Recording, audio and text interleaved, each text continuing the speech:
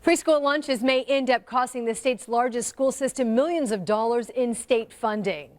It is strange and hard to follow. It's a twist in the complicated way that Indiana supports our local school districts. Our education reporter Rich Van Wyk has a look at how what happens in the cafeteria can affect the money available for the classroom. Rich? John, this is a strange one. We've all heard their expression, there's no such thing as a free lunch.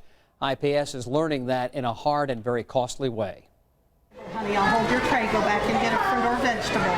All the students get a free lunch at Charity Elementary and every other IPS school. I like my mom's home lunch a lot better, but I do like school lunch. So you can keep eating. So many children live in poverty. This year, the federal government decided the free-for-all is cheaper and easier than collecting lunch money from the comparatively few families who can afford to pay. Thank you. However, poverty significantly affects the amount of money Indiana gives local schools to spend teaching students. That so-called poverty factor?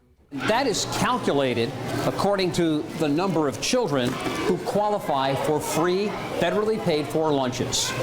At least on paper, IPS students entitled to free meals overnight fell from almost 80% to nearly 70%. In many cases, Superintendent Dr. Louis Farabee told a Senate Appropriations Subcommittee the drop will cost the district about $12 million in lost state funding. the lower free lunch rate does not and should not imply that there is less poverty in IPS schools. That's how you cut a pork chop? Instead of less poverty, there appears to be more apathy among adults.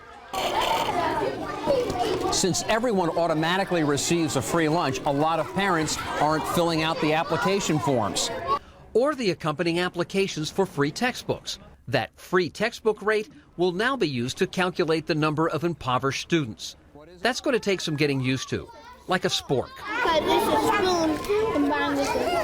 With millions of dollars at stake, schools are now pestering parents to fill out those applications, so free lunches don't cause a free fall in funding. All totaled, IPS figures it will lose about $30 million over 2 years because of the free lunch issue and a new proposed state funding formula. Schools are sending textbook rental bills to parents now, hoping that will remind them to quickly apply for free textbooks and solve part of the problem. John?